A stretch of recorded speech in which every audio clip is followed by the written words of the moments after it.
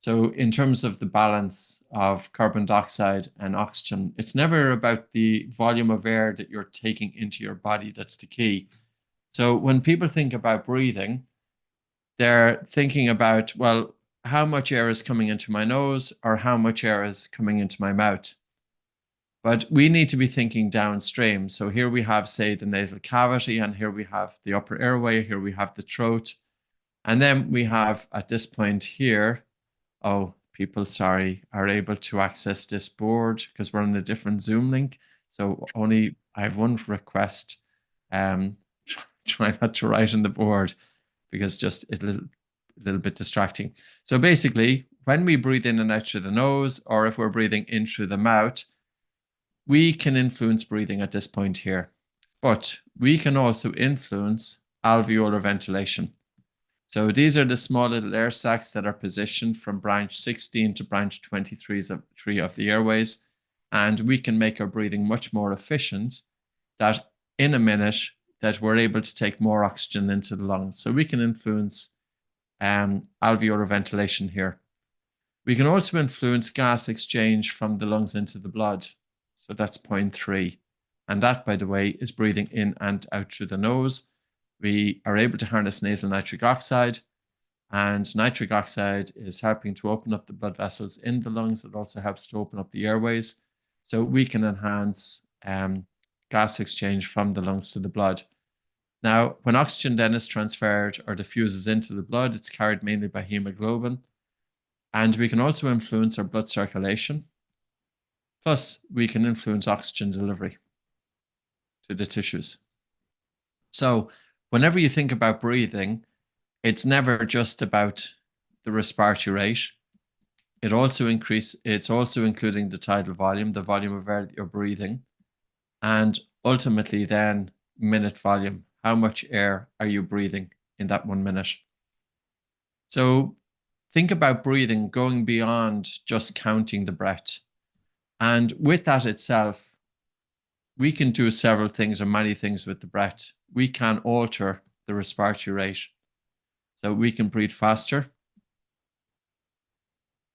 My pen is just a bit slower here at the minute for some reason. Or we can breathe slower. So we can speed up the respiratory rate.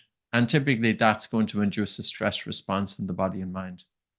But we could also slow our breathing right down, and provided that we keep the tidal volume proportionate, it will induce relaxation, especially when we slow down the speed of the exhalation.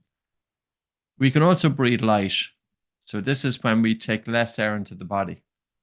So when you're taking a breath of air in, you might be taking 70% of the breath in and a relaxed slow breath out, and 70% of the breath in and a relaxed slow breath out to the point of air hunger. And here you're exposing your body to increased carbon dioxide. This can have a relaxing effect. It can also dilate your blood vessels, and it can also cause the increase of carbon dioxide causes a small drop to blood pH, and this in turn helps to reduce brain cell excitability, which can reduce rumination of the mind, but you can also improve not only blood flow, but you can also increase oxygen delivery throughout the body. You can breathe harder, so you can be taking fuller breaths, and fuller breaths can often involve breathing more air, and by breathing more air, you get rid of too much carbon dioxide, and that can drive up blood pH, and that in turn then can increase brain cell excitability, cause blood vessels to narrow. It may contribute to airway narrowing, and it could be a stressor, especially if it's combined with faster breathing. So there's typically, we can either breathe faster or slower, lighter or harder, or we can combine these. We could breathe faster and fuller. That would be hyperventilation. That's a stressor. We could breathe lighter and slower. That's hypoventilation. That will induce relaxation. But whenever you think about focusing on counting the respiratory rate, never just think about the respiratory rate alone. Always ask, with each breath that you're taking in, how much air is coming into the body.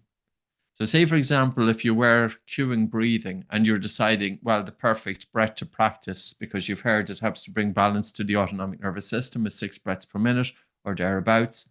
And as a result, you're breathing in 5 seconds and you're breathing out 5 seconds. Okay, so you could be following the instructor and breathing in for 5 seconds and out for 5 seconds. But what's happening tidal volume? Could you be filling your lungs with 5 over that course of that 5 seconds and breathing out for 5 seconds. And that would be hyperventilation. So that wouldn't necessarily induce relaxation. That could have the opposite effect. So, or you could be breathing a normal breath in for 5 seconds and a normal breath out for 5 seconds. Or you could be having a very light breath in for 5 seconds and a light breath out for 5 seconds. So even though you follow the cue of the instructor, each breath there is fundamentally different. And each breath is fundamentally different because tidal volume is quite different. So another aspect, of course, with breathing then is that we can do breath holds. We can either breathe in and we hold our breath. Typically, that's regarded as a stressor. You could be holding your breath for a short period of time or for a long period of time. Or you could breathe in, breathe out, and you hold your breath. And if you hold your breath for a short period of time after exhalation, it typically induces relaxation. Or if you hold your breath for a long period of time after exhalation, it typically is a stressor. So breathing can be very powerful. And, if we talk about stressor breathing exercises, they can have a profound effect on the human body. You can lower your blood oxygen saturation to 85% to 70%. And with some breathing practice, you could lower it below 60%. We don't want to lower blood oxygen saturation below 60% because that would involve a reduction of blood flow to the brain. But my point here is that breathing is very, very powerful. Now, ultimately, that's all you will work with the breath. The other aspect is you asked, and where do you breathe? Well, you could be breathing in through your nose and breathing out through your mouth, or breathing in through your nose and out through your nose, or so nose, nose, or you could have nose, mouth, or you could have mouth, mouth. And then you could ask, where are you breathing to? Is it upper chest, or is it with good recruitment of the diaphragm? Every breathing exercise under the sun falls into this. So if you understand whatever you're doing in terms of breathing, you will be able to interpret a breathing exercise. And the beauty about this is having a basic understanding of breathing, and not just that oxygen is a good gas and carbon dioxide is a bad gas. That's often what we hear. Not just focusing on breathing in for 5 seconds and out for 5, or breathing in for 4, holding for 7, or out for 8, or breathing in for 4, holding for 4, out for 4, holding for 4. We need to think about, yes, what about the breathing practice? But more importantly, how are you breathing off the mat? Because how is your functional everyday breathing patterns? And we will go through this in terms of, if you're doing a breathing practice right now, how do you know if you're making progress from a breathing perspective? Are you able to assess your breathing? Because ultimately, if you're doing a breathing practice, it should make an improvement to your breathing. Or possibly, if you're doing a breathing practice and if it involves hyperventilation, could that be increasing your sensitivity to carbon dioxide, which in turn may be making your breathing that you're more sensitive to the accumulation of carbon dioxide, which in turn would not be helpful for your breathing. So I'm just going to come out of the whiteboard and just bear with me 1 second because I'm not seeing the typical what I normally see. And I'm just going to do it here. I want to come out of it. Sorry, guys. This is a little bit different. Okay. Thank you, Neve. So yeah, so just to kind of give you an overview, you can see that technology is absolutely not my forte. So it's just as well that I stick with breathing. But keep breathing fairly simple, faster breathing, slower breathing, lighter breathing, harder breathing, nose breathing, mouth breathing, chest breathing, low breathing, and breath holds. And it can be very, very powerful. Always think about your everyday breathing practice as well. So breathing has a number of different dimensions, and that's what I'm going to go through here. And, if I was to say in a nutshell, what can we do with breathing? You can improve your blood circulation. You can literally feel your hands get warmer. And very commonly, people with dysfunctional breathing have cold hands and cold feet, and they can also have brain fog. You can improve blood flow to your brain by between 5 and 10% within about 2 minutes. It's not about taking the full big breaths. You can also increase oxygen delivery to the working muscles. And if you're doing physical exercise, there's a difference if you do physical exercise with your mouth closed versus with your mouth open. So with physical exercise with your mouth closed, you could be breathing less air, because your nostrils are a smaller entry and exit to the body than the mouth. And even though you're breathing less air, doing physical exercise with your mouth closed, it doesn't mean that there's reduced oxygen delivery to the working muscles. Because when researchers in the few studies, because this is quite an understudied area, now breathing is hot now, and you can say in the next 5 years, the whole topic of breathing is going to get a lot of research. But it only has become hot in the last 2 to 3 years. I've been working teaching breathing since 2002. So I have 23 years of full-time experience working primarily with people who are unwell and then with people from a performance setting.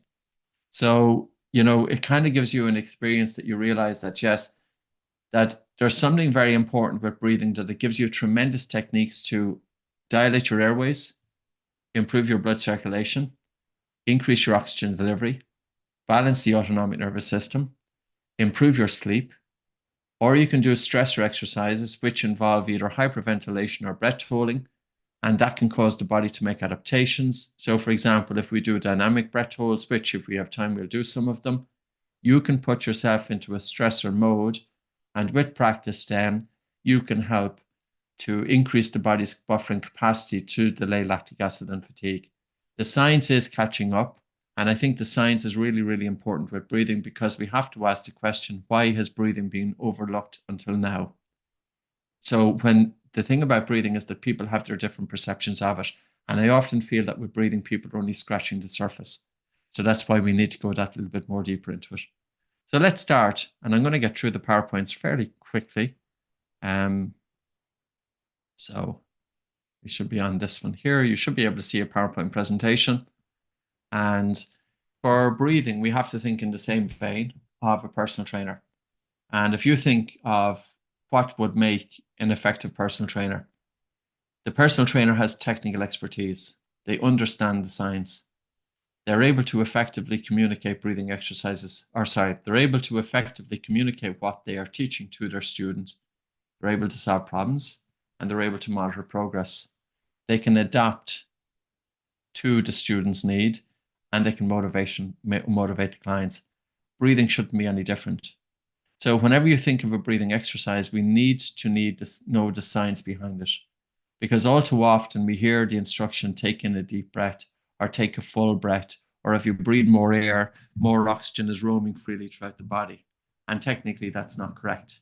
So having a basic understanding of the physiology is very important, because if breathing has become mainstream, it has to be founded on normal physiology and not things that have been pulled out of thin air. And often that has happened because, yes, there is a spiritual side of breathing, and the spiritual side, of course, is brilliant. But we also have to think of, the individual who wants to apply breathing and they have an interest in the science. And by keeping it grounded in science, we're less likely then to mislead the student because, of course, there's more truth in what we are communicating. So communicating the exercises to the student, if there's any problem. So for example, if you have a student who is prone to panic disorder, how do you deal with that? If they have a heightened sensitivity or fear response to suffocation, how do you deal with that? If, for example, you see the person and they come into you and they just say, I just feel I can't take a deep breath, well, what are you going to work on? Does it mean that their breathing is off from a biochemical point of view? Could it be a biomechanical point of view? Or could it be a psychophysiological point of view? Or could there be an overlap? So looking at solving problems, you might have other students that are coming in, they're saying they're anxious. How do you have to give them the tools to down-regulate going into an event? How do you get them out of their head? Going beyond mindfulness, because bear in mind, this isn't just about paying attention to the breath. This is actively changing breathing to help bring balance to the autonomic nervous system. And it's not just about slowing down breathing to 6 breaths per minute, because we also want to influence our body's reaction to carbon dioxide. We want to improve everyday breathing patterns, because ultimately carbon dioxide is the primary driver to breathe. Okay, so with carbon dioxide being the primary driver to breathe, the question to ask is, what's your sensitivity to the gas carbon dioxide? And if you have a strong sensitivity to carbon dioxide, your breathing is likely to be faster and harder. You're likely to feel that you're not getting enough air. That can often drive your breathing into the upper chest. And say, for example, if somebody was a singer, on a very simple basis, if their breathing is faster and harder, they're going to sound breathy. while they sing. That's not necessarily a diaphragmatic problem. That's not a biomechanical problem per se. That can be a biochemical problem. So this is where we want to go that bit deeper, and being able to adapt and customize program to what the student wants. Do they have asthma? We need to open up the airways. Do they have exercise-induced bronchoconstriction? Are they waking up during the middle of the night? Are they a female with upper airway resistance syndrome? What happens about tailoring breathing exercises to the female as well, and the different phases of the monthly cycle, bearing in mind that progesterone is a respiratory stimulant, can stimulate breathing, and there is an overlap between the symptoms of PMS and the symptoms of hyperventilation. And of course, motivating the clients. So it's the language as well that we speak, and it's moving away from, it's not about being woo-woo. It's really important being right in the center. So I was lucky enough. I came into breathing because of my own health issues, and likely that's normal, because it wouldn't have been a career path that you would choose back in the late 1990s. I did the degree, I went to a university in Dublin, and then I changed careers, and I went to a university, Trinity College in Dublin. My degree has absolutely nothing got to do with what I do. But because of my health issues at the time, stuffy nose, chronic mouth breathing, poor sleep, and asthma, I was lucky enough to come across breathing, and it worked. But it only worked because the breathing exercise that I had practiced involved breathing less air. If I was to do slow breathing, or if I was to take full breaths, it wouldn't have worked for me. And this is where not all breathing exercises are the same. And this is where breathing exercises need to be tailored to the individuals. So the techniques are based on my work with about 7,000 or 8,000 clients. And also we have 13,000 professionals who have done our courses over the last 20 years. I've been training professionals since 2005. I have 11 books. I have a new sleep book coming out in about a month, and we will be one of the leaders in sleep throughout the world. I'd like you to give this a go. How do you know how well you're breathing? Okay, it's not perfect. This is the body oxygen level test. And what I would like you to do is give it a go. Don't worry about what you get, and then we will come back to it. So basically, you're taking a normal breath in through your nose and a normal breath out through your nose, and you hold your breath. You're timing it in seconds. How long can you hold your breath for until you feel the first definite desire to breathe? And the main thing is that when you let go, that your breathing is normal. So another way to explain it is, how long can you hold your breath for and still have normal breathing when you resume breathing? So give it a go and see how you do. I'm going to take the camera off you so there's no pressure on you. So I'll take it away from Jules as well. So just bear with me 1 second. So there's no pressure on you now, because of course this is a very individual thing. And if, for example, you had performance anxiety, it can affect your BOLT score. Now, your BOLT score is giving you feedback on your functional breathing patterns. And when we talk about functional breathing, that's your everyday breathing. This isn't how you breathe while on the mat. Of course, your breathing in your normal everyday is going to influence your breathing while on the mat. But when we think about breathing, we have to think about breathing from a biochemical point of view. So that's your body's relationship, say, to oxygen and carbon dioxide. And you can include another gas called nitric oxide, which plays a very important role in the airway. And it's produced locally in the nose and also in the paranasal sinuses. And it's only when you breathe through your nose that you harness nitric oxide. And as you breathe through your nose, you're carrying nitric oxide into your lungs. It's antiviral, it's antibacterial. It helps to open up the airways. It helps to open up the blood vessels, redistributes the blood throughout the lungs. It does a lot. Carbon dioxide is an amazing gas. It's produced inside the body. We only breathe out about 15% of the carbon dioxide that we produce. We hold on to 85% of it, and we hold on to 85% of it by breathing normal. But if you are over breathing, if you have a habit of breathing a bit faster and a bit harder in your normal everyday life, you can remove too much carbon dioxide from the lungs because you breathe it out into the atmosphere. And the loss of carbon dioxide from the lungs will lower carbon dioxide in the blood leaving the lungs, and this will cause your blood vessels to narrow. So, for example, you may feel cold hands and cold feet. You may have poor concentration. You may have fatigue. And also, if you have a strong chemosensitivity to carbon dioxide, you have a strong drive to breathe. So when you do physical exercise, your breathing is likely to be faster and harder. And also it has an impact on the autonomic nervous system. Because if we're breathing faster and harder and we're exhaling too much carbon dioxide, and that's driving up blood pH, that's going to cause arousal of the central nervous system. So 80 billion brain cells, which are firing a little bit too much then, and that can increase rumination of the mind. And you can go on, because in terms of faster and harder breathing, it impacts your sleep. If your sleep is poor, you're put more into an increased stress response. If you have an increased stress response during sleep, that carries into the day, and that in turn feeds back into your sleep. So the biomechanical dimension is what gets a lot of attention. And yes, it's important. Of course it is, but it's not the only thing to pay attention to. So this is whether you're breathing high or whether you're breathing low with good recruitment of the diaphragm. And that, of course, is activated and improved with nasal breathing. But you have to also ask the question, what might cause your breathing to be upper chest in the first place? You may have a sensation that you're not getting enough air. Well, that could be a biochemical problem, or it could be a psychophysiological problem. The psychophysiological is the mind-body connection. So we have to bear in mind that the brain is constantly spying on our breathing, but also there's feedback, there's communication from the breath, from our breathing up to the brain. So there's a two-way directional there.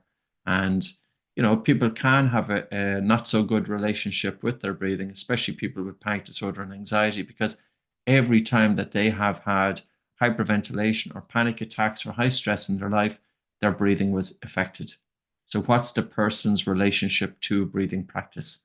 And with some people, you need to give them breathing exercises that are targeted, but without them having to pay attention to their breathing.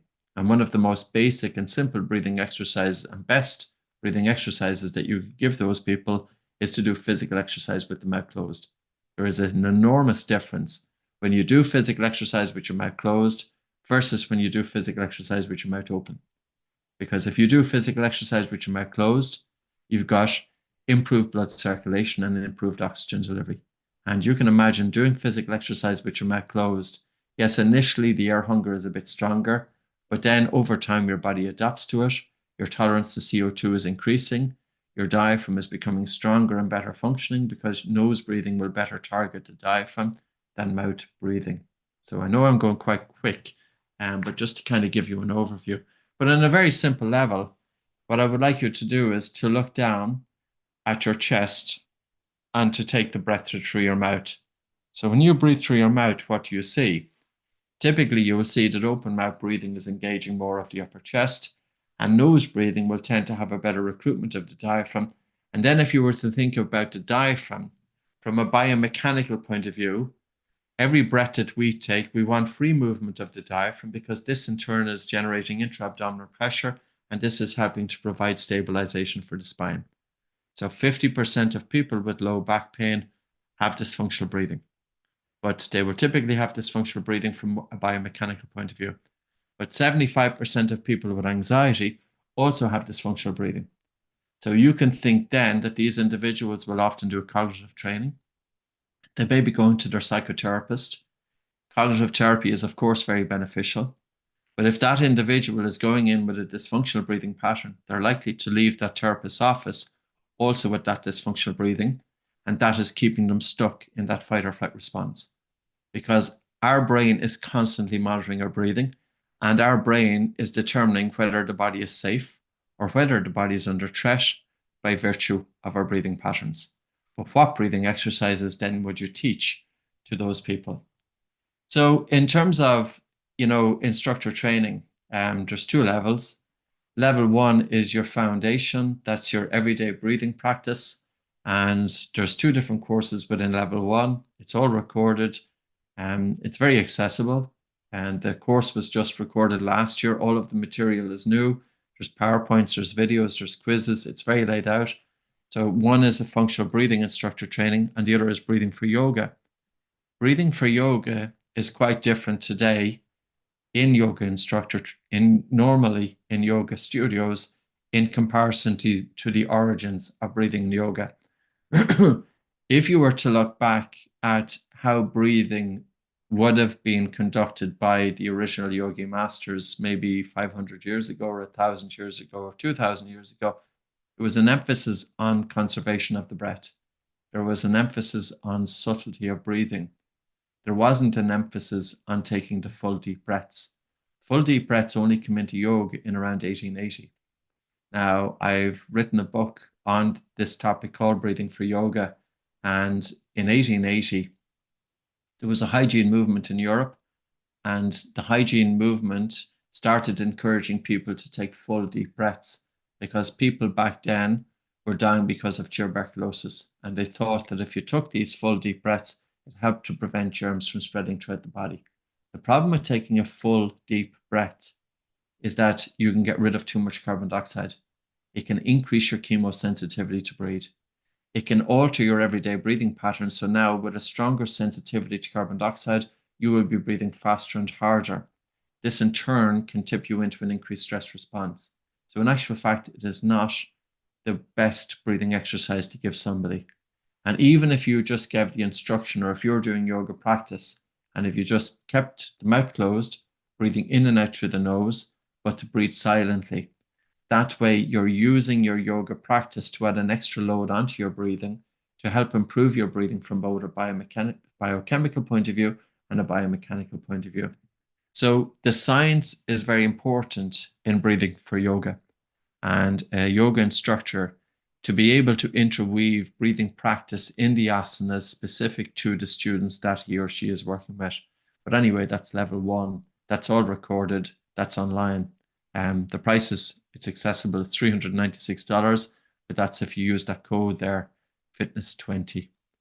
Level one and level two, this is our advanced. This is performance training. So it's recorded, and it's also 7 by 2 hour sessions with myself, and we also have monthly meetings. So this is using all of the breathing techniques, using the stressor breathing exercises, and also the application of breathing for sports, for corporate, for first responders, so in different situations. So again, it's accessible. It's $876, and that's lifetime access as well to the courses as well. So there is a special offer. Signing up in 24 hours, you get a free starter pack, which includes, these are different products that I developed over the years. One is sports mask. I didn't develop the pulse oximeter or the t-shirt, but we also have Buteyko belt, and we also have Myo tape, which is a tape that is designed to bring the lips together to ensure safe nasal breathing during sleep, as opposed to covering the mouth with tape. So, because during sleep, it's very, very important that if an individual has obstructive sleep apnea, that the mouth isn't sealed shut. Because if it's sealed shut, they cannot mouth puff.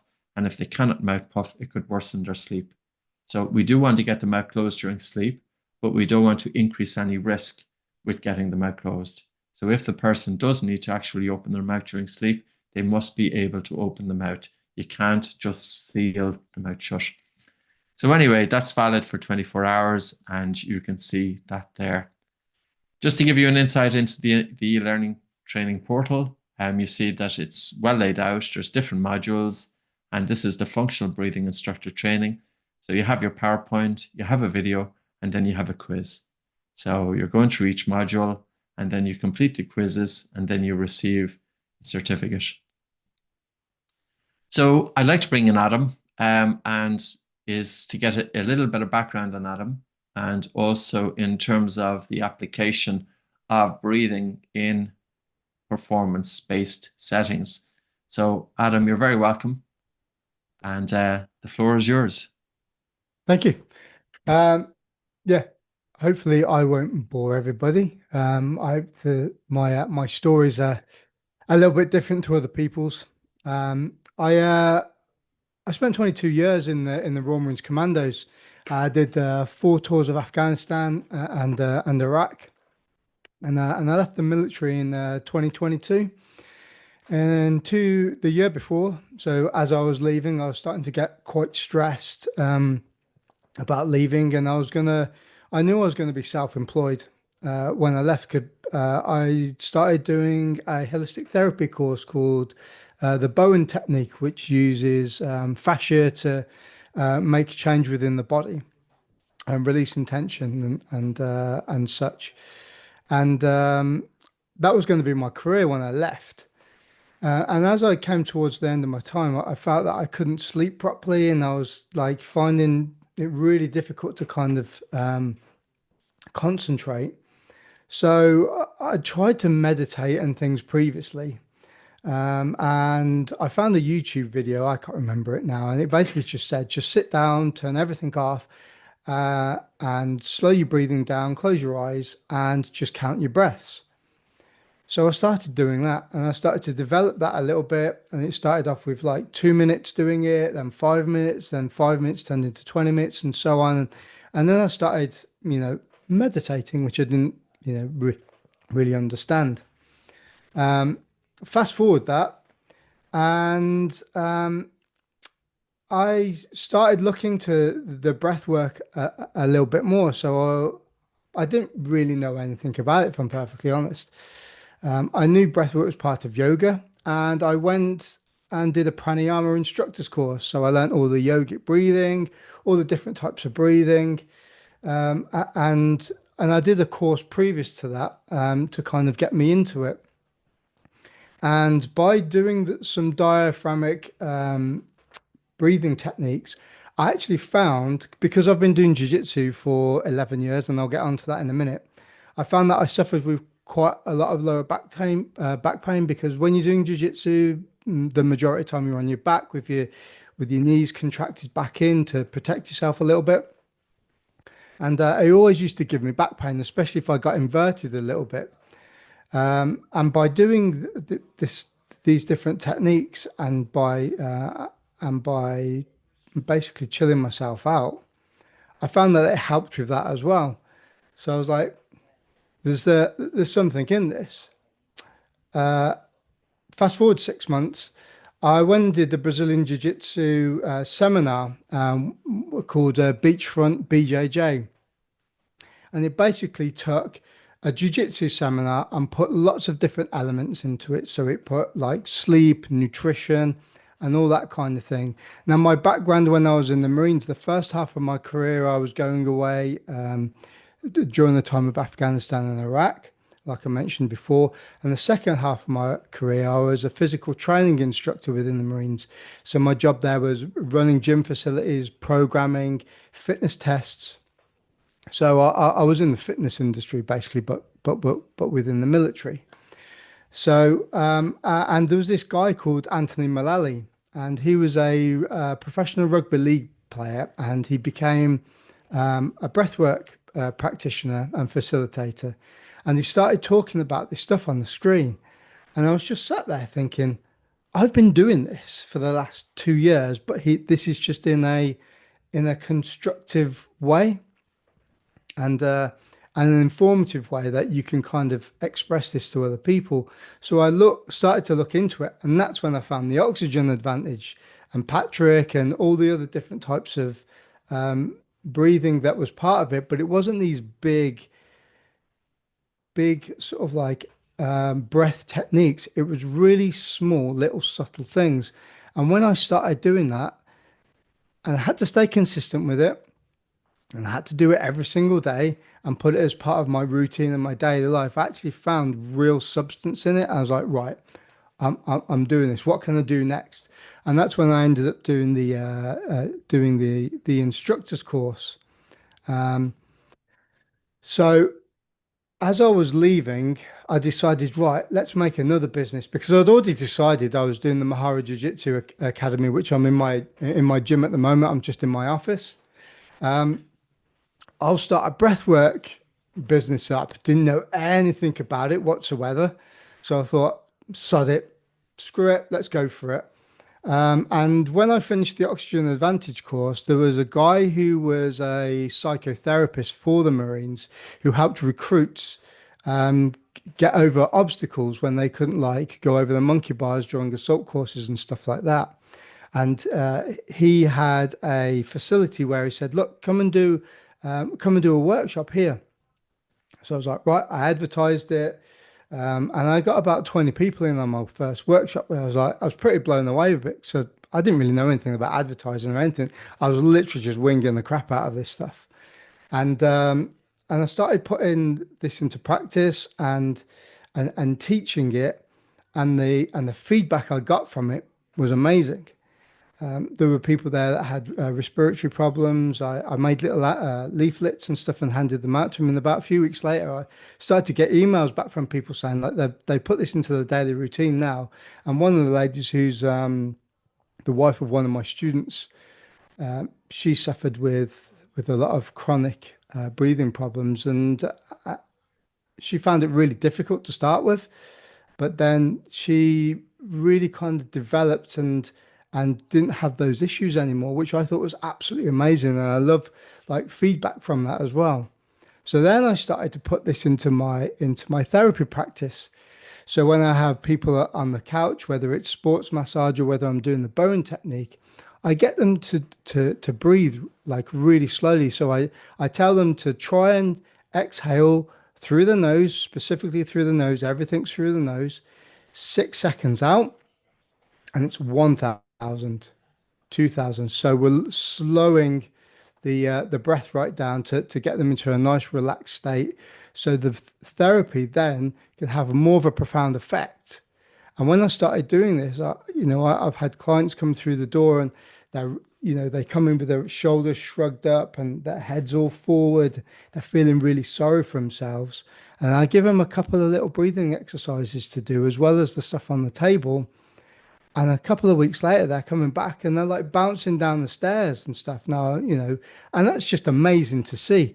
And it just gives me, a lot of reassertion and confidence in what I'm doing is working really well. Now, again, translating this into the jiu-jitsu side of things, I then developed a program for breathwork for grappling or jiu-jitsu, so judo, basically any grappling martial art. Because I started putting this into my jiu-jitsu game. Now, I don't know whether any of you know anything about Brazilian jiu-jitsu. It's like MMA, but without the kicking and striking, pinning your partner to the floor, looking for submissions and chokes. So it's quite an intense and physical sport. Now, if you've got guys that are bigger than you, now I'm 5'6" and I probably weigh about 75 kilos. So I'm on the smaller side of things. Now, even though I'm a black belt, if I've got a guy that weighs 120 kilos and he's lying on top of me on my chest, the stress level that goes through you and the pressure that creates, you have to understand how the breathwork mechanics work to be able to stay nice and calm and work your way out of it. And when I started utilizing that within my jiu-jitsu game, I found that I could do rounds for days, sparring session, what we call rolling. And I could just go for it for a really, really long time. And I started to put this into my jiu-jitsu warm-ups with my students. But the funny thing is with this as well is that people have to be quite open-minded to it. We've got some guys that train with me that are very black and white. And one of the comments one of the days that I was doing this is like, Ads, when are we actually going to be doing some jiu-jitsu? And I was like, look, if you can't breathe properly when he's lying on top of you and you're absolutely gassed out after 2 minutes, by doing this and slowing your breathing down, becoming relaxed, putting yourself in that parasympathetic state instead of the sympathetic state, in your fight or flight, you're going to be more economical and your body's going to operate a lot better. And your biomechanics and the way that you move and you think, you're going to be a lot more clearer. So when I started running this program, I run one every month, just teaching like really basic, simple stuff. People actually get what I was talking about. I've gone through that like really quickly, but yeah, just kind of my takeaways from putting this into teaching recruits breath work within the Royal Marines and jiu-jitsu students. I've also been asked to go and do stuff with the special forces and the intelligence agencies through people I've known, through the military as well. And the interesting thing that came out of it really was that the oxygen advantage stuff and the program and the techniques that Patrick and his team have developed and put into this were resonated a lot more with those type of people than the pranayama stuff. One of the very last exercises I did, I did some fire breathing with some of the special forces guys. So I got them sat down cross-legged and they were pumping their arms and they were breathing really hard. And after about 20 seconds, they just started laughing because they thought it was hilarious. And that's when you know you've lost the crowd when people do that. So by incorporating the little techniques that they can do really subtly, just walking around from day to day, can really have a profound effect on their day-to-day life as well as their physical stuff, and throwing it into their training and whatever job that they're doing. But the one thing that I will really try to push with my clients, with my students, and myself is that you have to maintain consistency with this. If you don't maintain consistency with these little techniques, it's easy for it to fade away and you go back to like a reset, you go back to like a start state again. So, by telling people to stay consistent with it, I found that there was a lot more of effect and efficiency that people gained out of it, really. Right. Thank you very much. So thank you, Adam. So there's a few points there in terms of, irrespective of the person that you're working with, there is an application for breathing. And I would always think about whether it's sports, whether it's first responders, whether it's corporate, but regardless of what we are doing, the ability to be able to self-regulate, the ability to be able to get out of our head, the ability to be able to open up the airways, improve blood circulation, those are tools that, yes, bring them into our way of life. I'm going to do a practice. I want to do a very simple breathing practice now. It's breathing less air. Now, this might seem a little bit strange, but this was actually the technique that got me into breathing. And then we will do breath hold during movement, dynamic breath holds as a stressor. Now, this is only to give you a little bit of a taste, but we use typically about 26 different breathing exercises, and each different breathing exercise has a purpose. But let's start off with the first one. So firstly, is just to gently pull yourself up from the top of the back of the head towards the ceiling, lengthen the distance between your sternum and navel, and widen the distance between your ribs. I'd like you to pay attention to your breathing. So, can you feel the slightly colder air coming into your nose, and can you feel the slightly warmer air as it leaves your nose? You could just have your hands on your lap, or you could have your one hand on your chest and one hand just above your navel. And what I would like you to do is, the purpose of this is actually to breathe less air. This is an exercise that's my go-to exercise. I love this exercise myself, but yet it doesn't get a whole lot of attention. As you're breathing in, I would like you to breathe in about 30% less air than what you would normally do. So you're taking a breath in, about 70% of your normal breath in. So as you're breathing in, can you shorten the breath in comparison to what you would normally breathe? And then as you breathe out, can you bring a total feeling of relaxation to the body? So what I would like you to do is to continue with this. You're taking a short breath of air into your nose, and you're having a relaxed and a slow and a gentle breath out. And I would like you to soften and slow down your breathing to the point that you feel that you are not getting enough air. The sensation that you're not getting enough air should be tolerable. If you have involuntary contractions of the diaphragm, or if the air hunger is too much for you, just take a rest for about 15-20 seconds and go back to it again. But here you are breathing less air, but this doesn't mean that you have reduced oxygen delivery throughout the body. Because by breathing less air, carbon dioxide accumulates a little in your lungs and in your blood. And as carbon dioxide accumulates, it improves your blood circulation, including the vital organs, the heart and the brain. Normally, we would expect during this exercise that you are breathing less air and you're feeling air hunger, which is telling you that carbon dioxide is accumulated, that it's increasing blood flow to the brain by between 5 and 10%. And also, as carbon dioxide is increasing and blood pH is dropping just a little bit, that's helping to reduce brain cell excitability. So it's not just about paying attention to the breath. Here you're deliberately exposing yourself to air hunger, and to continue in that manner. So you're taking a very, very soft or short breath of air into your nose, and you're having a relaxed and a slow and a gentle breath out. So the whole purpose here is, can you underbreathe? So can you take less air into your body? Can you breathe so smoothly, almost that you feel hardly any air coming into your nose? So you're really deliberately softening and slowing down the speed of air coming into your nose, almost that your breath in is imperceptible. And then you're having a relaxed and a slow and a gentle breath out. You're softening everything, you're slowing down everything. And the objective is, can you slow down and soften your breathing to the point that you feel that you would like to take in a deeper breath? The sensation of air hunger is telling you that carbon dioxide is accumulated in your lungs and blood. As you do this, pay attention to your mouth. Is your mouth gone dry? Is the saliva in the mouth the same? Or do you have increased watery saliva in the mouth? Pay attention to the temperature of your hands. Are your hands colder? Are they warmer? Or are they the same? Pay attention to your state of mind. Do you feel sleepy, or the same, or more relaxed? So what happens, your physiology, when you breathe less air? So we'll continue for about 30 seconds more, and ideally that you're feeling air hunger. So you're gently softening and slowing down your breathing to the point of air hunger. And how does your body respond to that? So you're just gently softening and slowing down your breathing. So air hunger is not because of a deprivation of oxygen. Air hunger is signaling that there's a slight increase of carbon dioxide in your lungs because you're breathing less air.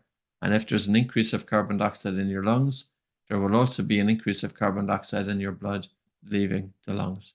Take a rest. I'm just curious, have you noticed any change in the saliva in the mouth? Is your mouth dry? Is it the same? Or is there increased watery saliva in the mouth? Would you mind just putting it into the chat?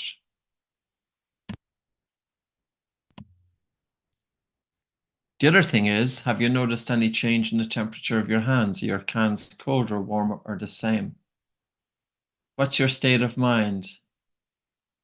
Do you feel sleepy, more alert, or the same?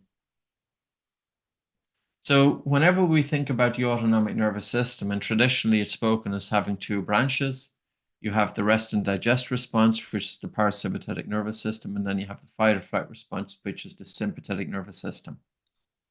To induce relaxation, we can convey to the brain within about 2 to 3 minutes that the body is safe. And we would use this exercise to downregulate. If you've increased watery saliva in the mouth, you know now that your body is ready for the digestion of food. If you feel sleepy, you know also that you have activated the rest response. If you have warmer hands, you know that you have been able to directly influence your blood circulation.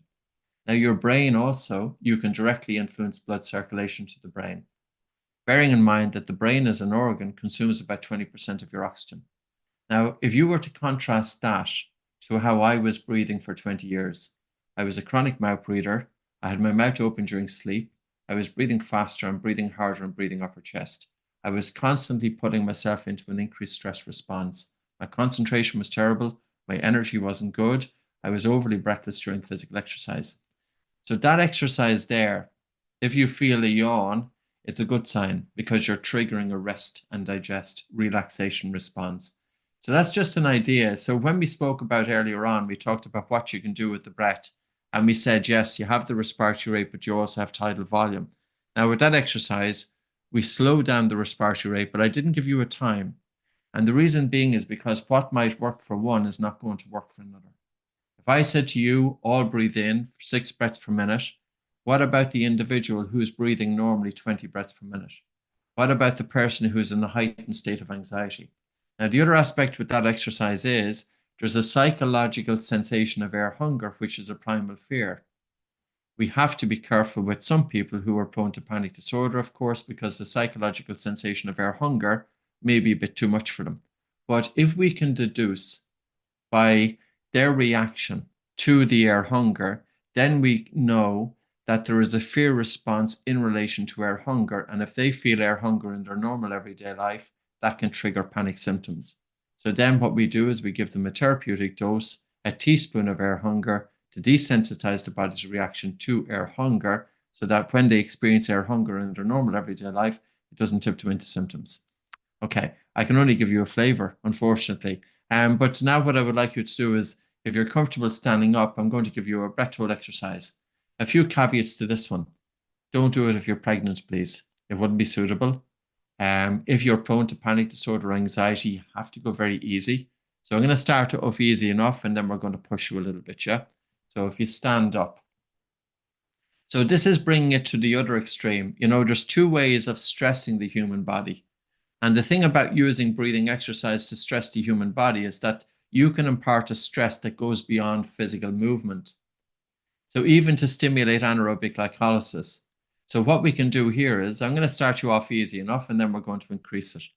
Whenever you're ready, take a normal breath in through your nose and out through your nose, and pinch your nose and hold your nose, and just jog on the spot or walk for about 5 to 10 paces.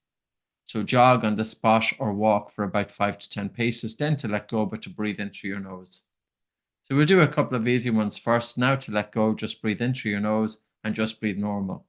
With this exercise, I would like you to pay attention to the alertness of the mind, and I would like you to pay attention to your nose. Can we open up the nose by doing this exercise? But it goes beyond that. It's also going to help open up the lungs, and this is a stressor. I'm putting you into a strong psychological air hunger sensation to help desensitize the body's reaction to air hunger. But there's other things going on. Take a normal breath in through your nose and out through your nose, and pinch your nose and hold your nose, and now hold your breath for about 15 to 20 paces. If you have anxiety or panic disorder, only limit it to about 10 paces. If you have any serious medical conditions, don't go beyond 10 paces, please. If you're pregnant, don't do it at all. Yeah. But otherwise, actually, breath holding is a very normal exercise for human beings to do. We would have done this throughout our evolution. Part of the makeup of the human body includes what's called the diving response, and we can activate the diving response on land. It doesn't have to be in the water. So now you're just breathing in and out through your nose. So I'm waiting about 30 seconds to 60 seconds. Now, when it comes to breathing, it's all about the nose. And of course, some of you are thinking, well, should I be doing nose breathing during all intensity physical exercise? The answer is it's not possible to sustain it. But if you were to practice nasal breathing during physical exercise, your body adapts to it. And I'm going to make a prediction. Nose breathing during physical exercise is going to become very well known in the next 3 to 5 years. And the reason being is because it can't be ignored or overlooked anymore. There's so many benefits to nose breathing during physical exercise that doesn't happen with mouth breathing. Take a normal breath in through your nose and out through your nose, and pinch your nose and hold your nose. And now hold your breath and jog, holding your breath for about 25 paces or so. So you're jogging, holding your breath for about 25 paces, relaxing into the body. Don't overdo it. You should be able to recover within 2 breaths. Listen to your body, relax into your body. And if 25 paces is too much for you, listen to your body and do less. So the whole purpose here is, can you challenge yourself without overdoing it? Now, I'd be interested to know, is anybody noticing any change to their nose? Does anybody notice if it's easier to breathe through the nose? Is it the same, or if your nose is feeling more stuffy? So you can then look at the responses. And even if you have a stuffy nose, or if you have a head cold, you can decongest your nose within a few minutes by practicing this exercise. You can also help to open up the airways. So for example, people with exercise-induced bronchoconstriction, we bring this into the warm-up.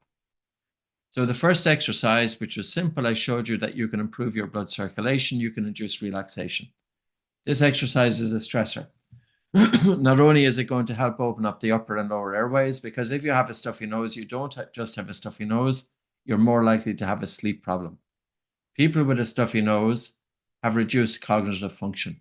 So if we think as human beings, our ability to plan and reason and make decisions is based on cognitive function. But if we have a stuffy nose, we have reduced cognitive function. Can we try this once more, by the way? Try it once more. So whenever you're ready, and this time I'd like you to push it a little bit, but don't overdo it. Don't listen to me, listen to your body. And the objective is that I would like you to relax into the breath hold as you're moving. And the objective would be that you're lowering your blood oxygen saturation and increasing carbon dioxide. This would have a stronger impact than sprinting with your mouth open in terms of stimulating anaerobic glycolysis, but there's less trauma. So again, take a normal breath in through your nose and out through your nose, and pinch your nose and hold your nose, and just gently jog holding your breath.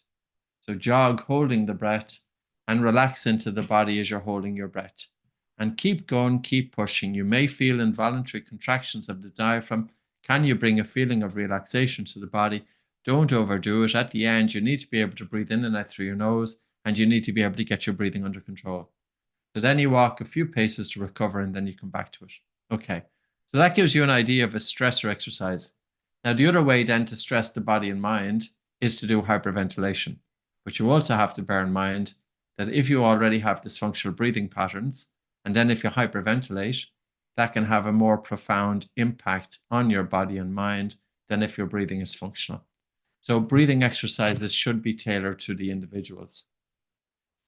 I'm just going to go back to the PowerPoint. We're going to go through a few slides, and then what we'll do is open the floor for questions and answers. So what you practiced there was replicating high altitude training. You held your breath after an exhalation, which is different than holding the breath after an inspiration. If you were monitoring your blood oxygen saturation, you train yourself that you lower your blood oxygen saturation down to about 85%. That's safe limits, but that causes the body to make adaptations. And those adaptations include increased buffering capacity inside the muscle compartment to delay lactic acid and fatigue. You're also increasing carbon dioxide during the breath hold. And this in turn is helping to improve your tolerance to the gas CO2. And with increased tolerance to carbon dioxide, you will have reduced ventilation during physical exercise. So the breathe light exercise that we did earlier on, or for example, breath holding or nose breathing during physical exercise, all have different effects. So what was your BOLT score earlier on, and what does it mean? Now, if your BOLT score is 11 seconds or 12 or 15 seconds, it typically indicates that your respiratory rate can be a bit faster than what it should be. That can induce a stress response in your normal everyday. Or irregular breathing patterns. So, for example, somebody who is frequently sighing, and the reason that they frequently sigh is because they feel air hunger. They're feeling that they're not getting enough air in their normal everyday breath, and they have a sigh and frequent sighing to alleviate the sensation of air hunger. But the problem with frequent sighing is that it can keep them stuck in dysfunctional breathing. Breathing can be harder because they feel they're not getting enough air, and the sensation of air hunger can drive their breathing into the upper chest. So now their biomechanical dimension of breathing is affected. They're also more likely to feel that, air hunger or suffocation, which in turn can affect their breathing from a psychophysiological point of view. They may be breathing in through the nose or a mixture of mouth and nose, but they don't have a natural pause following exhalation during rest. They will also have disproportionate breathlessness during physical exercise. Now, if your BOLT score is 25 seconds plus, it indicates that your breathing is functional. And this was put to a test by a physical therapist called Kyle Kiesel. And basically, yes, his conclusion was that if your breathing is functional, your movement is functional, and from a biochemical and a biomechanical point of view, that your BOLT score, your breath hold time after a comfortable exhalation, after a normal exhalation, your comfortable breath hold time, it needs to be 25 seconds plus. So that's what we're always aiming to get to with our students. Improve your everyday functional breathing first, and then you can bring in other breathing exercises to cause adaptations. So our training is to provide the science with breathing, but also when and why and where would you practice these breathing exercises. These are the tools to bring breathing into different modes. And we have worked with all individuals, regardless of what they work in and their professions. We've worked with some of the world's top class musicians, athletes, military. We have different police organizations putting it into practice, corporations. So it's also about tailoring and adapting breathing to the client's needs. What does the client need to get out of it? What do they want? Do they have trouble sleeping? What breathing exercise would you give it them? Do they have increased breathlessness during physical exercise? Do they feel that they can't take a deep breath? Or Is it a highly proficient athlete who just wants to get the edge? Would you be then doing breath holds during sprints to cause the body to make adaptations to increase repeated sprint ability, for example? Or as Adam was talking about earlier on, if, for example, you're doing Brazilian Jiu-Jitsu and you have an individual that's weighing 200 or 300 pounds or whatever on top of you, and you have a feeling of suffocation, how can you breathe to remain calm in that situation? Well, these are techniques that you practice in your normal everyday life that you're able then to improve your breathing from a biomechanical point of view and a biochemical point of view. So coming back to, if you are considering to teach breathing to your students, and it doesn't matter like in terms of the occupation that you do, because you will find that a lot of the student, if you're working in the health and fitness industry, you can really bring breathing in with your students. It might be no harm for you to check out the instructors on Oxygen Advantage and put in, different search words. You might put in massage therapist, you might put in yoga instructor, personal trainer, physical therapist, physiotherapist, counselor, so there's different modalities. So irrespective of the occupations. Level 1 is the foundational breathing. So there's 2 different courses there. There's functional breathing instructor training, which is one course. And then there's a second course, which is breathing for yoga instructor training.